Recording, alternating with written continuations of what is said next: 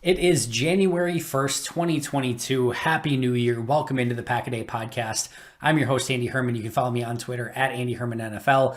Of course, you can follow the podcast at Pack-A-Day Podcast. And of course, if you have not subscribed yet, make sure to subscribe. What better way to start the new year right than becoming a subscriber of the Pack-A-Day Podcast? What more could you want to begin the new year? In all seriousness, welcome in. I hope you had a tremendous New Year's Eve. I hope you're not too hungover. I'm not going to take too much of your time up today. I know today's a holiday. I'm going to be celebrating. But more importantly, we've got some Packers stuff to discuss, which is always fun, which is always interesting, which is why we do this. So let's jump in, get 2022 started off on the right foot, and let's start out with some Minnesota Vikings news, which is very disadvantageous for the Minnesota Vikings and very advantageous for the Green Bay Packers.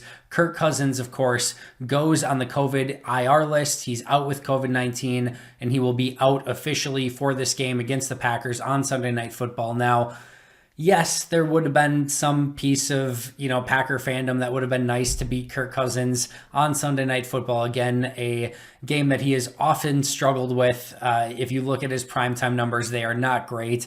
And yes, I do think, you always want teams to be at their absolute best, right? No questions asked. You always want both teams to be healthy. We know Green Bay is not going to be 100%. We know Minnesota is not going to be 100%. But anytime you are missing your starting quarterback, that definitely puts you behind the eight ball, and even more so when that quarterback is Sean Mannion. Now, Green Bay absolutely cannot take this game for granted. They've had some poor quarterbacks that they've played as of late, including Justin Fields, Baker Mayfield with a 4-interception game. Tyler Huntley was a backup. And it's not like they have, exactly blown out opponents as of late. So they still need to take care of business in this game, but this certainly makes things much more difficult for Minnesota on Sunday Night Football without Kirk Cousins, and that very well could be the nail in the coffin for the Vikings. They have to have this win, and now they go into this game with Sean Mannion and without their starter, who, oh, by the way, as much as it pains us to admit, Kirk Cousins has had a pretty darn nice season, but this is the worst way for him to end his season because he is not vaccinated, and we're not going to get into that whole thing, but when you're not vaccinated and you end up on the COVID-19 list, and I know we can get into all of it of like even the vaccinated people are getting COVID-19, I get that, but the optics of it, I think we can agree either way, are not the best when your team needs you most and you are not vaccinated and you are on the COVID-19 list and you are making that much money as a quarterback of the Minnesota Vikings. Doesn't look great, and we don't have to worry about that because we are Packer fans and we've already gone through that to some extent. But either way, Vikings without Kirk Cousins, a huge break for the Green Bay Packers in this game. In addition, Cam Dantzler, their starting corner, is doubtful for this game based on their injury report, so that is another key loss. Michael Pierce, their key defensive tackle and nose tackle, somebody that completely controls the line of scrimmage in the running game. He is listed as questionable, and an important note here is he did not practice on Friday. So seems like a new injury, seems that he is very questionable for this game, and the fact that he didn't practice on Friday is not a great sign. So we will see if he is able to go for Minnesota. Chaz Surratt and Tyler Conklin also questionable for Minnesota. In the meantime, Green Bay gets a handful of players back from the COVID-19 list. Kevin King and Shamar Jean-Charles officially off of the, commissioner's exempt list, as we sort of talked about yesterday. But we also learned that Henry Black, Tipa Naliai, and Ladarius Hamilton are off the COVID IR list. Tipa and Henry are both on the active list. Tipa absolutely will be in the game plan as another backup edge rusher. Henry Black potentially as that dime safety and certainly special teams player. And it wouldn't shock me if Ladarius Hamilton, we'll see what they want to do, but he could get called up as a potential edge rusher as well. I don't think that's necessarily likely, but that'll be one to keep an eye on as well. If anything, at least it gives Green Bay a bit more depth there should more COVID issues arise on Saturday or as today as you're listening to this.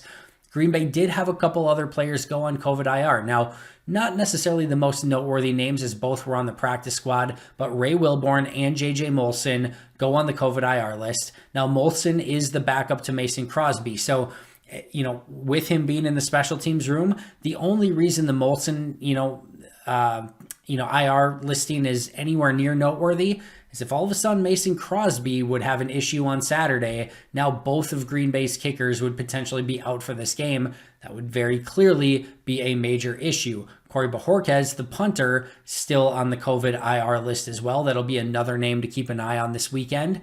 And then Ray Wilborn, the inside linebacker, also goes on the COVID IR list. That may not be of much significance to you when you hear that name. However, Wilborn was, set to probably play in this game and make his NFL debut.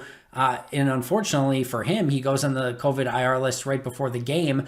But with Oren Burks potentially out, we'll see if Green Bay is able to get him back prior to the game. But as of right now, on the COVID IR list, and Ty Summers out, right now, Green Bay's depth at inside linebacker consists of Devondre Campbell, Chris Barnes, and then Isaiah McDuffie. I almost said OJ McDuffie, old flashback to the Miami Dolphins there, but Isaiah McDuffie as well. So they don't have a ton of depth there. So you can rest assured that Ray Wilborn was likely going to be active for this game. That's no longer the case. So that'll be something else that Green Bay will have to navigate moving forward.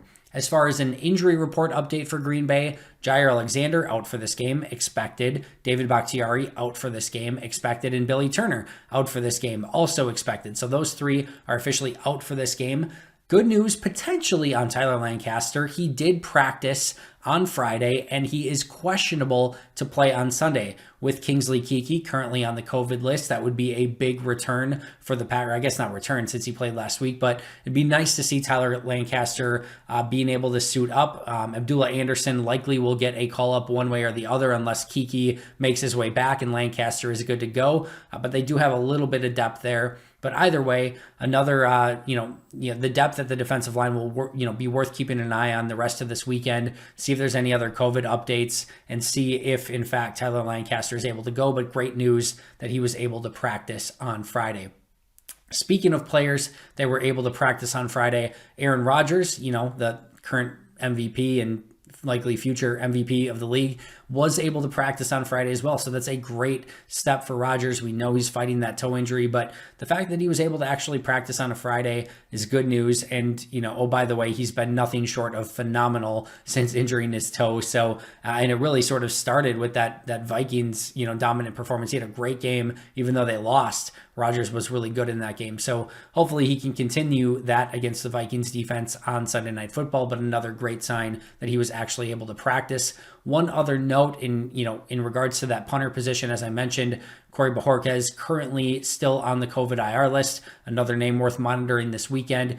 The Packers did work out Johnny Townsend, former punter for the Raiders, and we'll see if they ultimately make a move there, maybe sign him to the practice squad and activate him if need be. For those wondering about potentially a reunion with J.K. Scott, he signed with the Jaguars on Friday, so that will not be happening. So we will keep an eye on that punter and kicker position very closely this weekend. Hopefully Mason Crosby can stay off the COVID IR list, and it is noteworthy because both the kicker and the punter in the special teams room are going to be out this week, or at least are currently on the COVID IR list. So all of the special teams will be worth keeping an eye on because of that. And again, no reunion with former Slytherin punter, J.K. Scott. Just a phenomenal, former picture of him that looks like he's from House Slytherin, if you're familiar with the Harry Potter franchise. But we're not going to get into all of that. Thank you so much for joining me. I hope you sincerely had a very safe and happy and wonderful New Year's Eve, and have been able to carry that over into a safe and wonderful and amazing New Year's Day. I hope your 2022 gets off to an amazing start. I can't thank you enough for being a part of this journey with me as a listener or watcher of the Pack-A-Day podcast. If you haven't subscribed already to this or the audio version over on the Pack-A-Day podcast, if you're not familiar yet, the audio version is entirely different. Sometimes there's a slight crossover, maybe once or twice a month, but for the most part, there are totally different episodes there where you can get your Packers fix on your audio version of the podcast as well. Wherever you get your favorite podcast, just search Pack-A-Day and make sure to subscribe there as well. Thank you so much. Happy New Year. Thank you for joining me. But until next time, and as always, go Pack Go.